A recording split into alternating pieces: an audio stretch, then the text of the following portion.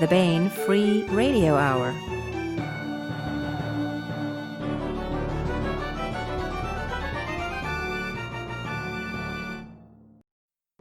On the podcast, a cruise through the turbulent waters of time, a twisted ebook sale, and I talk to the editors of and some of the contributors to the new anthology, The Founder Effect, all while we wait for the ball to drop on the new year. And of course, we continue our ongoing serialization of David Weber's Uncompromising Honor, all right now.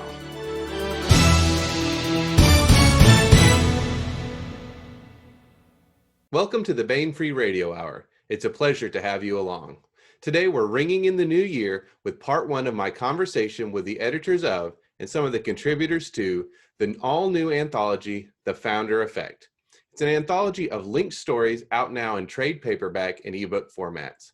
I was joined by Robert E. Hampson and Sandra L. Medlock, who edited the book, as well as contributors Mark H. Wandrey, Catherine L. Smith, Brent Roeder, and David Weber. The far-ranging conversation was a lot of fun, so much fun that we went well over our allotted time, which is why we'll only be featuring the first half of the conversation today. Part two will follow next week. But first, the news. Does everybody know what time it is? I can hear the 90s kids and Tim Allen fans of all ages shouting Tool Time at me. But in this case, it's time for Bain's January Twisted Time ebook sale. To mark the debut of The Macedonian Hazard by Eric Flint, Gorg Huff, and Paula Goodlett this month, save on Twisted Time ebooks by Eric Flint and others. For example, get $2 off The Alexander Inheritance by Eric Flint, Gorg Huff, and Paula Goodlett, and $1 off Time Spike by Eric Flint and Marilyn Kosmatka. And also save on the Arcane America series. Get $2 off Council of Fire by Eric Flint and Walter H. Hunt, and $1 off Uncharted by Kevin J. Anderson and Sarah A. Hoyt, and Caller of Lightning by Peter J. Wax and Etienne Colin. Ebook discounts apply wherever Bain ebooks are sold. Sale begins January 3rd and ends January 31st, that's 2021, at midnight. And speaking of The Macedonian Hazard, it hits bookstore shelves in hardcover and virtual bookstore shelves in ebook on January 5th. Stranded in a distant past of hope and strife, cruise ship Queen of the Sea has been accidentally transported from the modern-day present to the ancient Mediterranean not long after the death of Alexander the Great. Now, Captain Lars Floden and the other ship people attempt to plant the seeds of 21st century civilization in the distant past. Although they have alliances among the locals, upstart heir Cassander is using foul means to claim Macedonia and Greece. Brutal General Antigonus One-Eye is doing the same in Mesopotamia, and Pharaoh Ptolemy, the cleverest of them all, is expanding his Egyptian realm to the Red Sea. It's a strange brew that has a chance to transform history and help humanity avoid centuries of strife. That is, if it doesn't kill everyone first. The Macedonian Hazard, out now in hardcover and ebook by Eric Flint, Gorg Huff, and Paula Goodlett.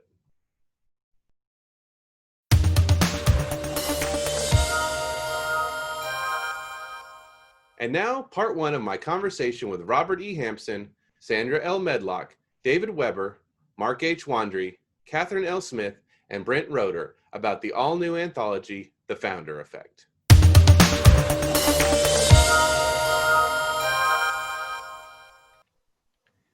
All right, we are here with the editors and a few of the contributors to the new anthology, The Founder Effect, which is out now from Bain Books in trade paperback and ebook formats. It can be purchased anywhere you buy your trade paperbacks or ebooks. Also at Bain.com, if you like to have them DRM free, we always like to point that out to people. Let's go ahead and meet everyone who's here today. First up, we have the co-editor, Robert E. Hampson, PhD. He turns science fiction into science in his day job and puts the science into science fiction in his spare time. He is a professor of physiology, pharmacology, and neurology with over 35 years experience in animal neuroscience and human neurology. His professional work includes more than 100 peer-reviewed research articles, ranging from the pharmacology of memory to the first report of a neural prosthetic to restore human memory using the brain's own neural codes. He consults with authors to put the hard science in hard SF, and has written both fiction and nonfiction for Baen Books. His own hard SF and military SF have been published by the U.S. Army Small Wars Journal, Springer, Seventh Seal Press, and of course Baen. He is a member of Sigma Think Tank and the Science and Entertainment Exchange, a service of the National Academy of Sciences. And it's not in the book here, but you also co-edited Homo Stellaris, or what do we call it? People Stellaris. Stellaris, People of the Star. I was the working title with Les Johnson. So, Rob, thanks so much for being on the podcast. Thank you. And his co-editor, Sandra L. Medlock, started her career as an editor and writer by reviewing environmental impact studies for the U.S. Air Force. She transitioned to editing for a private publisher and over time worked in the legal department for an oil company, reviewing briefs and filings. Sandra moved to corporate writing and editing procedural and policy manuals. Her interest in computers and software led her to a shift in her career as director and corporate trainer for 2 independent training companies and the IT department of a global manufacturer, where she wrote training curricula as well as company newsletters. I know a little bit about that. If you read the Baen newsletter, that's me. So we have a common, I don't know, whatever background here. As a freelance journalist, Sandra wrote a weekly music column, a weekly technology column, and a monthly lifestyles column for 3 regional newspapers, including the San Antonio Express News. She wrote freelance computer technology magazine articles and created and edited newsletters for several organizations, and was the producer of 2 computer shows on local radio. Currently, Sandra tutors in math and English to students, provides an editing service, teaches music, and writes fiction. She lives outside of San Antonio, Texas, with her husband, 2 very demanding small dogs, and a senior cat who has perfected Chewbacca's wail. I wonder if we'll hear that in the background, or is he's shut out of the room, maybe? He's shut out of the room. Well, He's thank you very loud. for being on. Catherine L. Smith earned a BS in entomology and a BS in, agronomy, that's okay, from the University of Wisconsin, and subsequently an MS in entomology from the University of Tennessee. She currently works as a molecular biologist tracking veterinary disease strains for autogenous. Who, you guys putting these science words in these bios? Autogenous. The word is autogenous. Autogenous, okay. Vaccine production. I'm an English major, which maybe it means I should be able to read them, but anyways, autogenous vaccine production, where she uses next-gen sequencing and, I'm gonna let you say this word, metagenomic? Yep. All right. Techniques to aid in diagnostics and novel discovery. Kathy has been a consultant on alien design for numerous science fiction authors and finally begun writing her own stories. We got the Texas Coalition here, a native Texan by birth. If not, oh, this is Christopher Smith. Oh, I read in, you're not Texan. Okay, well, are you, Kathy? Are you Texan? No, okay, we'll honor it. At best, I'm a cheesehead. Okay. I ran into the next bio there. The pagination was such. All right, moving on though. Thank you for being on the show and for helping me with those science words. So. International best-selling author of military sci-fi, space opera, and zombie apocalypse, Mark H. Wandrey is also the only 4-time Dragon Con Dragon Award finalist. His most successful work to date can be found in the 4 Horsemen universe, which he created and now shares with a slew of incredible authors, including his writing partner and publisher, Chris Kennedy. The first book in the series, Cartwright's Cavaliers, was his 2nd Dragon Award finalist in 2017.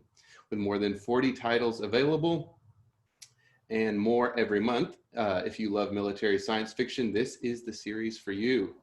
Living the full-time RV lifestyle as a modern-day nomad with his wife, Joy, and 2 chihuahuas, Mark Wandrey has been writing science fiction since he was in grade school. He launched his professional career in 2004, and now I guess it says 15, but I guess it's 16 years later. He has written more than 25 books and dozens of short stories, though in that 1 year you may have topped that. I'm not sure what the current count is. Oh, can't hear you, Mark. Are you muted? Yeah, it helps, doesn't it? Yeah. Yeah, it said 44 Horseman books. We're actually over 60 now. So Okay, there you go. And I messed up my alphabetization, but let me go back and get Brent M. Is it Roeder? I realized I didn't ask you how to say it, Brent. Roeder. Brent M. Roeder. He is a neuroscience PhD candidate researching how to restore damaged memory function. A lifelong geek, he enjoys world building and writing sci-fi and fantasy to relax from work. And very occasionally, he even remembers to finish a story. Of course, we finished the one here in the Founder Effect. Brent, thanks so much for coming on. And finally, Mr. David Weber. He was born in Cleveland a long, long time ago. He wrote that. I didn't say that. And grew up in rural South Carolina, or someone wrote that, not me. He was a bookworm from childhood, blessed with a father who collected autographed copies of every E.E. Doc Smith hardcover and introduced him to Jack Williamson at the tender age of 10, and a mother who ran her own ad agency and encouraged him to write. From that start, with a love of history from a very early age, and as a practitioner of RPGs before the world had ever heard of something called Dungeons and Dragons, it was inevitable. He would fall into evil company and become a writer of science fiction himself. He sold his first novel to Jim Baen, his enabler at Baen Books, in 1989. Since that time, he has perpetrated 67 solo and collaborative novels, with 2 more delivered. Those 2 more may have already come out. You know, this publishing is, the wheels of publishing turn slowly, and an unconscionable number of anthologies upon an innocent and unsuspecting public. He is perhaps best known for his character Honor Harrington, whom he hopes never to meet in a dark alley, given all the bones she has to pick with him. Fans should be warned never to press the talk button, because if they do, they will never get him to shut up again. So settle in, everyone, for the podcast. David Weber, thank you so much for coming back on the Baen Free Radio Hour. Thanks for putting up with me. I mean, you know. Of course. Well, we're here to talk about the Founder Effect, this new anthology, which is, it's interesting. It is an anthology of short stories, but it very much, there it is. I've got my lovely copy here. But it's there, it tells a sort of a cohesive story in a way. But before we talk about that, I want to talk about what the Founder Effect is, what that term means, and then how it relates to the book. And I think probably our editors, Rob or Sandra, if you want to tackle that one. Go ahead, Rob. So the Founder Effect is actually a biological term and primarily refers to genetics. Excuse me. What often happens when a colony is formed and it's cut off from the parent group, very often you will find that the genetics of the founders play a major role in the genetics of the colony much later in time. So you start off with, let's say you start off with 20 or 30 subjects in a colony, and at some point in the future, when it's now thousands, you will find traces of the genetics of the original founders of a colony. And so they've made their mark on that society in the form of the genes that are shared among the entire group.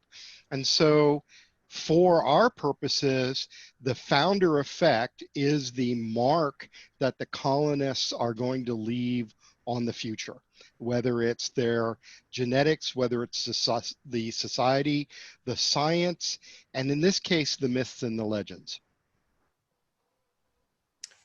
Yeah, and Sandra, maybe you could talk about, just sort of, as I mentioned, this is sort of it's not really a novel in stories, but it's close. It tells an overarching story within these individual stories tell an overarching plot. Could you kind of just give us, as a co-editor, a brief overview of what the Founder Effect is about. We mentioned the myths and legends of the people founding this colony, but maybe just explore that a little bit more. What was interesting is that we had people collaborating with each other. So as they were telling stories about what happened perhaps on the colony ships going out there, when they landed, we were really lucky to have people cross-reference things that were happening in other people's stories. And so in terms of editing, we had to make sure that we were keeping everything straight. Even simple things like how many people were in a colony at a certain time, out of all of the colonists that came there. So basically we had people that were writing about legends and things that happened in the colonies. We had Jimmy V, who was basically fighting a monster, and the story just gets magnified as time goes on. When Rob was originally talking about it, he was saying, think of things like Paul Bunyan, and the stories that we have that have come through history that we talk about, Baba Yaga, although we didn't really have any Baba Yaga in this book. Just things like that. So they were telling us stories that have happened, just like you guys talk about maybe Cowboys and Redskins game from the past. Oh wow, do you remember Troy Aikman doing this, or Roger Staubach? So it's kind of the same thing, except we're talking other planets, or colonies out in space, that type of thing. Yeah, and this is a sort of near-ish future, and it's, I don't know if any one of the authors or either of you editors want to talk about just sort of the bare bones, like what this is. The Trappist system is discovered, and we start a colony there. I don't know if I can do it, but if one of you all wants to jump in and kind of just lay that groundwork. Actually, we all owe this to Tony Weisskopf. When the idea was pitched to Tony, Tony said, make it a shared world, make it a future history, give an idea, pick a place, pick a colony, and then say, okay, here's the timeline, here's the place. Then turn your authors loose and let them figure out what stories they want to tell. And I have to say it was a brilliant idea, and it worked. So that's all we did. We picked a place, and we set up a timeline. And I will say that the first location that I picked was Trappist 1, until I had one of the authors say, that won't work. And this is typical. We know that our readers are going to be the first ones to tell us that it doesn't work, right, David? So in this case, the author said, "Oh, that won't work." So we then had to pick it. We had to make a fictional system. But that's what happens when you let those NASA people play in your shared universe. I know, it's terrible. Let me tell you, and then those NASA people come in to ask you, so hey, what happens if we do this to our colony? Huh? What are the genetics going to look like 200 years from now? Well, you mentioned you kind of turned people loose, and in your afterword, you talked about two of our guests, Mark Wandrey and David Weber, and they both kind of 1, 2, 3, I want that part, and how that sort of grew into, because I think, in some ways, you each wrote an individual story, and then you co-wrote a story together toward the end, and it, to me, is almost kind of, it ties things up. Those kind of feel like they're a thread that's running through it, along with other. Completely by accident too. What's that?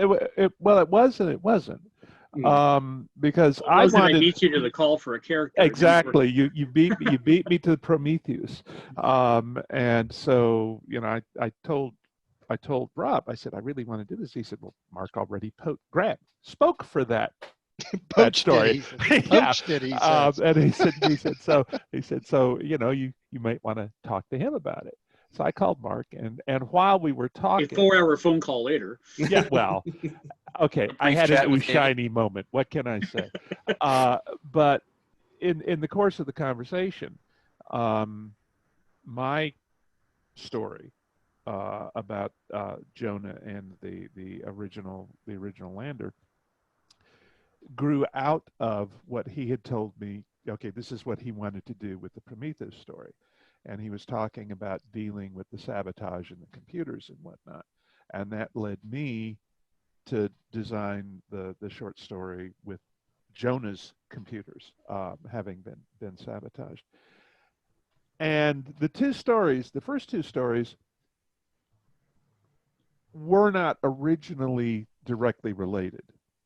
Okay, when Mark wrote his final draft of Prometheus, his character has a relationship with my character, but she doesn't know it exists. If you follow what I'm saying, and so when she, can we do spoilers?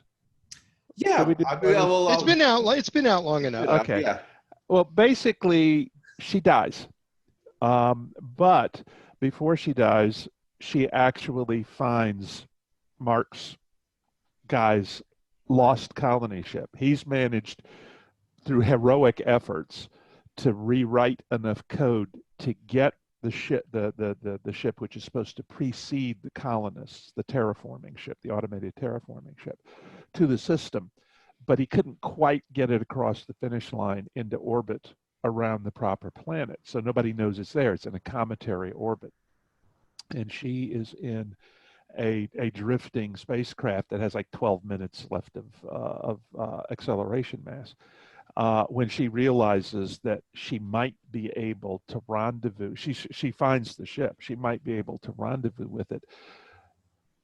But she chooses to die in order to save 11 more seconds of fuel, because she's not sure whether or not she has enough reaction mass to make it. So she won't keep the power plant up, even though it will only save 11 seconds off of the end of the flight. Her husband and 49 other people are in cryo aboard the ship, but she also realizes how desperately the colony needs Prometheus. So she sets up computer programs, and she makes the rendezvous. And 70 odd years later, Prometheus is coming back on the cometary orbit, and all of a sudden the colony ship, the mothership, starts picking up a transmission from Prometheus, who's been lost. They knew it was lost in space, and Joni is bringing home Prometheus at a time when they really, really need Prometheus brought home. Okay, and so that's kind of the cycle that gets us through the original crises period and survival, and then Mark's portion of the final story. My half is here comes Joni kind of thing, and the reaction to it. Mark is dealing with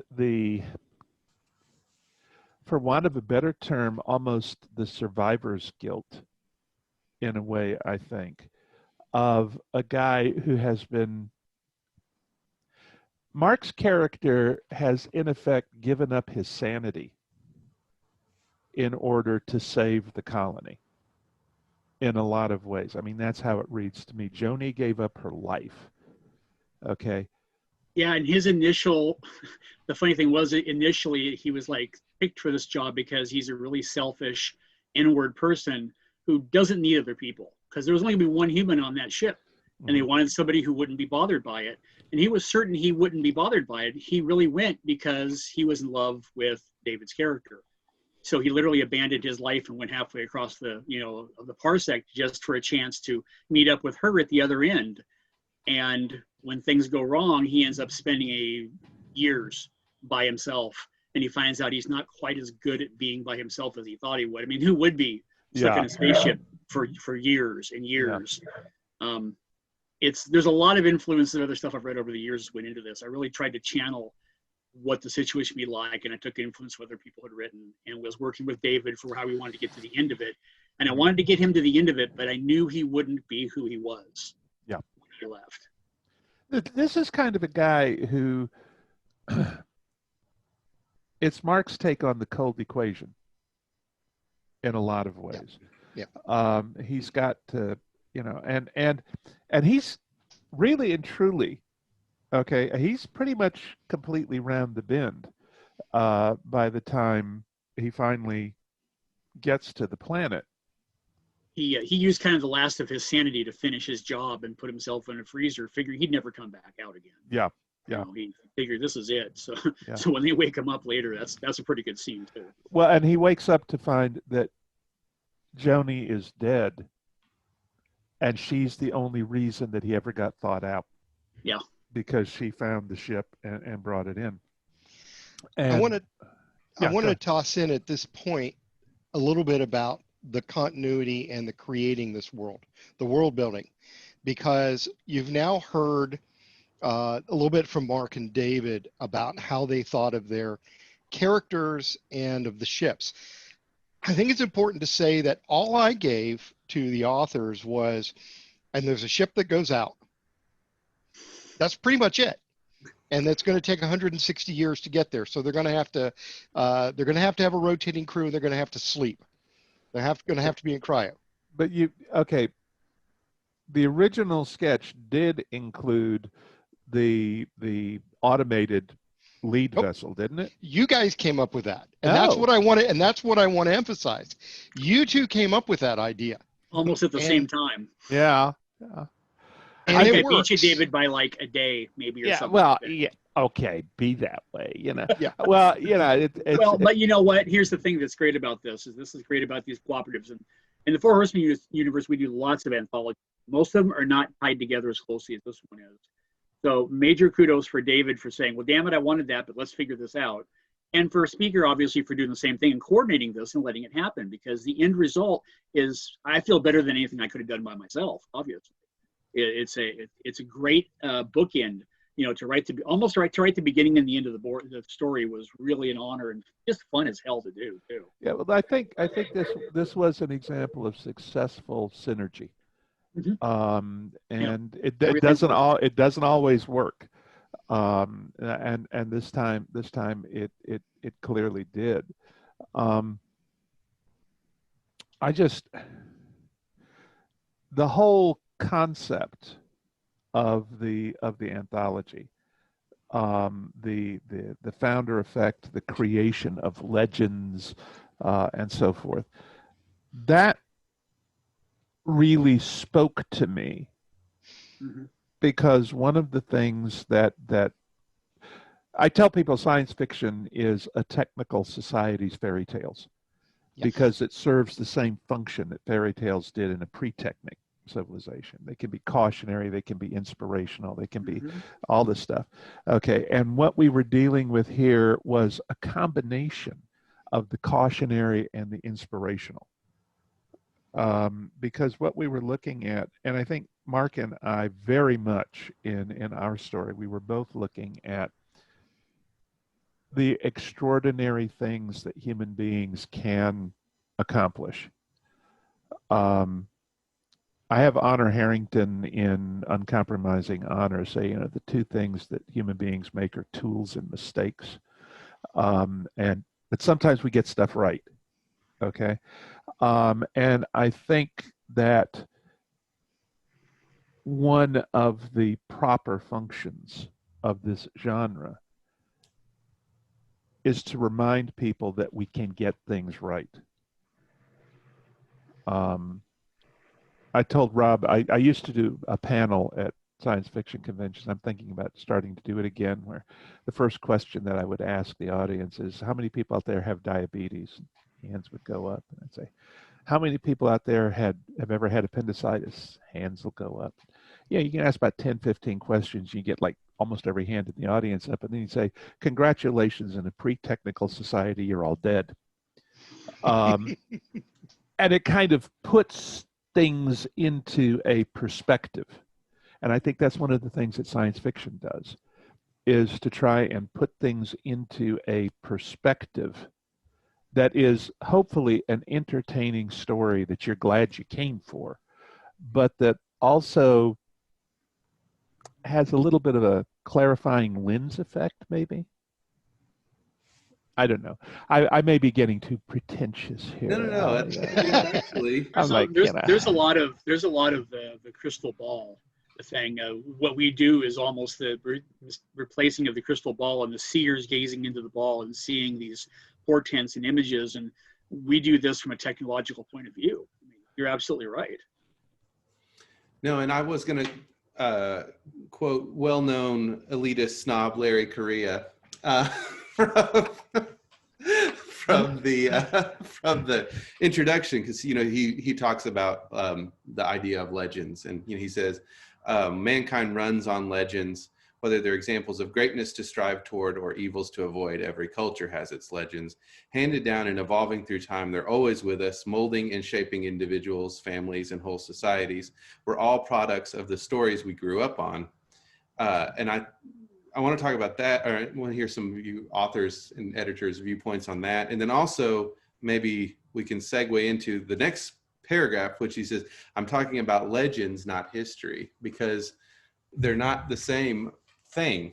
There's overlap, but they're not always the same thing. And I just wanted to wondered, as you were writing this, I guess David and Mark, we've heard a little bit about your approach to it, but if this idea of these legends being instructive and the interplay between legend and history was something you kind of thought of as you were writing and as you were putting this thing together. I mean, obviously it's a major theme in the book, I think, but I think Kathy has a good example of that.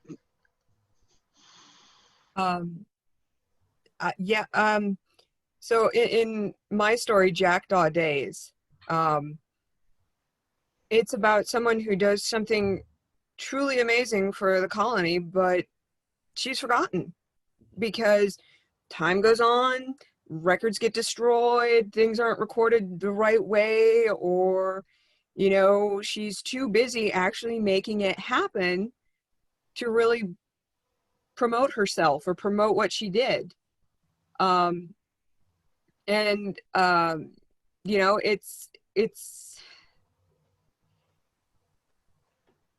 I kind of ran with this idea of you can do amazing things and still be forgotten, or have the memory, or have the idea remembered, but have it remembered completely wrong. Yeah, that actually ran through the anthology.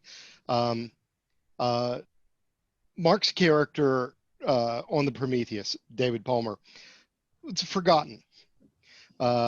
David's character, Joni, was remembered, but she was a person that events did what events were going to do. She was powerless to do anything about the event that is central to the story, and she just had to do the best. Kathy's character is one of someone who's the actual person is forgotten and only the legend lives on. In one of the other stories that we like to say is exemplified by the cover is a guy who all Jimmy V wanted to do was get the girl. He wanted to impress the girl. He was on a picnic and he had to fight the monster that was terrorizing the colony, and he had to be a hero. We've got several other instances of that. And then I think the ultimate of that is in Brent's characters in his story, the loss of Beaver Flight, because I know for a fact that the person he based one of his characters on would tell you that he would be the farthest thing from a hero. And so Brent used that. And in fact, the motivation of the main character is he's upset that he thinks other people are trying to make him look bad by trying to crash a spaceship. And he's not going to let anyone make him look bad while he's on the job.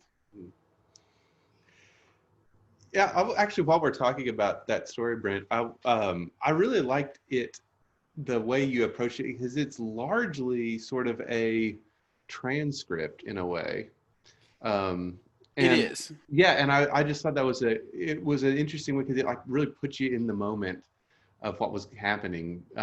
You know, and in a way, maybe right at first, it's almost a little disorienting, but that can be good. I mean, we're all science fiction readers. We're used to a little bit of that. But I think once you get into it, then it becomes really immediate. And I wonder, When you're aboard a crashing spaceship, it's going to be a little right. disorienting. I'm just saying, you know. And also, I think Rob said in the afterward that you were kind of instrumental in developing that line of, I guess, Beaverton and that, because we're on this one planet, but there's several colonies, and that's. So I just wanted to, if you would talk about how your story and how it ties in developing that particular line of the colony story. Well, my story actually predated the founder effect.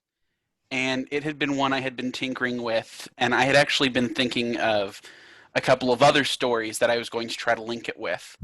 And so the idea for Beaverton and the Paradise Colony and all of that actually was largely it's similar to the background I had for those stories that I had in my head. So we kind of just took that as a chunk and moved it over to the founder effect. And one of the things I wanted to talk about was actually David and Mark's when they were collaborating about the ship. Rob and I we had a notional idea. We had talked about it beforehand, but it was a ship. It was long. It had the landers on the outside. That was about it. As we're getting information from David and Mark, we were actually going back and literally sitting in his office re-sketching out, no, it'd have to look like this.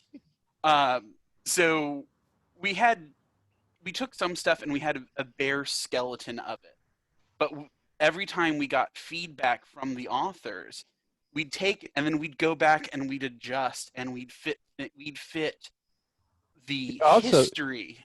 You would also redistribute the information to keep it current, which was a really important part of why this wound up as collaborative, as cross-connected as it did, because all the writers in the project are getting input on, okay, this is what has been added to the mix by thus and so. And so you were able to establish those internal cross connections. It's the little stuff, frankly, that gives continuity to an anthology like this. It's not the big, massive central core themes, although that's important too, but it's that sense that this is a lived-in universe where you have these cross references that people know and have internalized.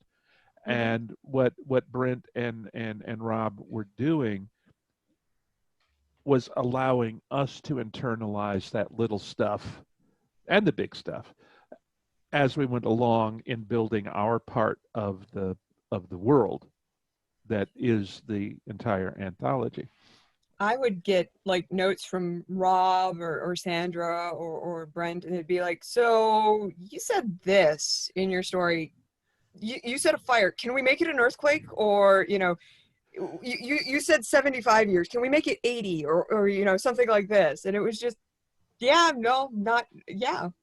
You know, they were small details that I wasn't invested in, and it made me rearrange maybe one or two little things on the edges of my story, but it was a very interesting sort of feedback process where it's like, okay, so we just want to fit this right here so that it fits in better with the whole scope, and it was kind of neat to be a part of. One of the things that was interesting to me is the extent to which the stories would have stood alone, but don't. Do you follow what I'm saying? Because they could have. I think any one of these, the stories in this anthology, could have survived as a solo work without all the rest of the universe around it. and yet they are so identifiably parts of a whole when you put the entire thing together. It's kind of like, in some ways, it's kind of like if you pick up the middle book of a series and the author has done a good enough job of giving you the background that you understand what's going on. But if you haven't read the earlier books, there's all kinds of detail in there that established readers are picking up on that you don't know to look for. And that's what I think we're looking at here. Any one of these stories could have been the middle book of the series. But by putting them all together, you get much greater texture within each individual story because of how they slot together. One of the central conceits of using the title The Founder Effect is that what really makes the genetics of the founders important down the line, down time from the founding of a colony, is to have something that causes the colony to go through a crisis. There is an illness that goes through. There is a natural disaster that kills off half your colony and all of the survivors. Okay, now wait a minute. You're saying there's an event. He did not do an event to these poor people. Exactly. So then what happened is, in general instructions were that there would be something, there would be a disease or something to that effect. But Mark and David set up the idea that they lose 75-80% of their terraforming capability, and now they're having to do this the hard way. That led to why the loss of beaver flight worked, because that was another example of you have technology and you don't get all of it. And then there was the question of, in Kathy's story, the rancher ends up taming a native life form instead of the cattle that they had planned on, all of which gives a way to build in connections that lead to the whole story. But again, every one of these is a standalone story that is attributable 100% to the skill of the authors. Well, it really is. Talking about and we're so modest about it too. That's yes, what I know. Astounds me. Well, we're Speaker, so you gave us you gave us that situation where everything was going wrong, and we had to help create situations where as much went wrong as much went right. In other words, to put it together. So Yeah. that was part of the fun of doing this. You said break things, so we broke things. It's kind of like, yeah, I got it off to a good start. I broke everything. Well, another thing is, I think that the sabotage strand also grew out of what happened to Prometheus. Mm-hmm. And that became sort of a central dynamic that goes from that story that takes place when they're building the ships all the way through, is this element of the technology having been deliberately sabotaged by a bunch of people you can only describe as dog in the manger at best. But and it gave us an opportunity to, at sort of one remove, look at the dangers of fanaticism. Okay, because that's exactly what you're dealing with here. The Earth Firsters are like, you can't be wasting, all these resources doing this, doing that, doing the other. And if you try, we will make sure that everybody who goes dies. And here's what's actually neat. So here's an absolute miracle that occurred. And I gotta say this. Here's an absolute miracle that occurred. I got David's story first. David's story was the first one to come back. In less than 100,000 words.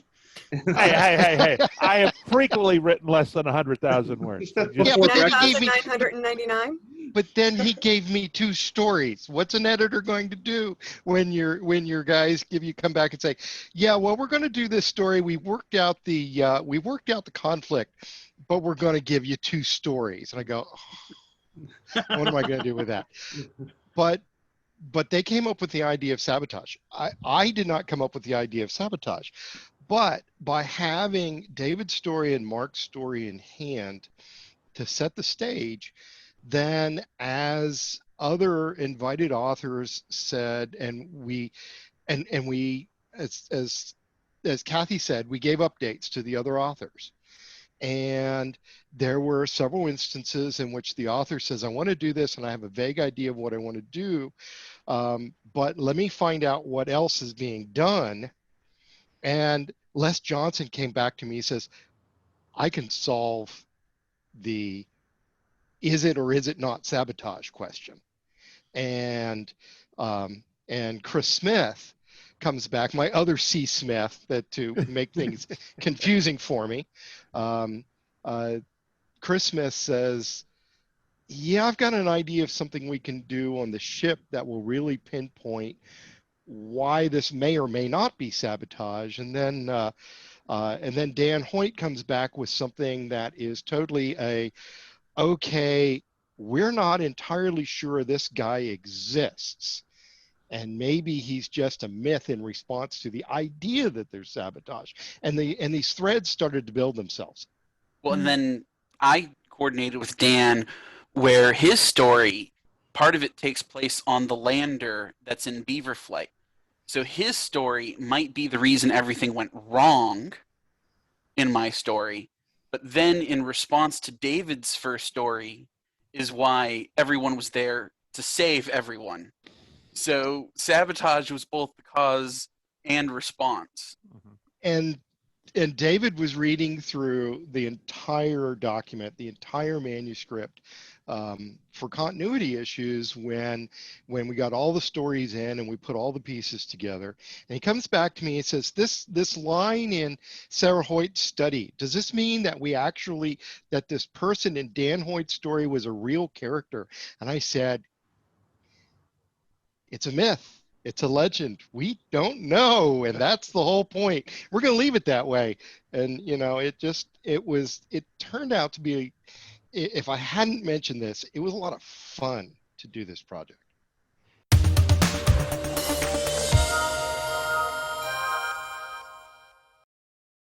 That was part one of a two-part discussion of the founder effect. Tune in next week for the second half of the talk. And now we continue our complete audiobook serialization of David Weber's Honor Harrington masterpiece, Uncompromising Honor. Honor keeps her promise. The Solarian League. For hundreds of years, they have borne the banner of human civilization, but the bureaucratic mandarins who rule today's league are corrupt and looking for scapegoats. They've decided the upstart star kingdom of Manticore must be annihilated. Uncompromising courage. Honor Harrington has worn the Star Kingdom's uniform for half a century. Very few know war the way Honor Harrington does. So far, hers has been a voice of caution. But now, the Mandarins have committed atrocities such as the galaxy has not known in 1,000 years. They have finally killed too many of the people Honor Harrington loves. Uncompromising vengeance. Now, Honor Harrington is coming for the Solarian League, and hell is riding in her wake. SLNS Quebec. Task Force 790, Beowulf System. Second stage activation, Rear Admiral Rutgers crowed as 1,200 impeller drives glared suddenly on his display. They're in, sir. They're in. I see it, Liang Tao, Caprioti said, and his smile was fierce. Whatever else happened, they'd gotten their birds inside the Mantis' defenses and... Enemy missile activation, Rutgers announced in a very different tone. Implement Missile Defense Plan Able 7. Countermissiles slid into launchers, laser clusters trained out on the threat axis, decoys spun up, and ECM went active. The faces on Quebec's flag bridge were tight. Tension and fear burred in the staff officers' voices, but there was no panic, and Caprioti's fists clenched on the armrests of his command couch. His estimate had been almost perfect, but at least their attack was going to go in 2 minutes before the Manti MDM swarmed TF-790. With any luck, they'd get good evaluation of the strike from all those recon drones before the task force's survivors raced across the hyperlimit. You knew from the minute they proposed, Fabius, that it was a high-risk op, he told himself. You knew it. You just didn't want to expect it to be this high risk. No, he hadn't, and he hated what it was going to cost his people. But at least he'd get to see what happened to his targets first. Of course, you may not have very long to enjoy it, he thought mordantly, but a man can't have everything, and at least... Status change! One of Rutgers' ratings announced just as the first counter-missiles roared from the launchers. We're picking up additional impeller wedges in system between our birds and their targets.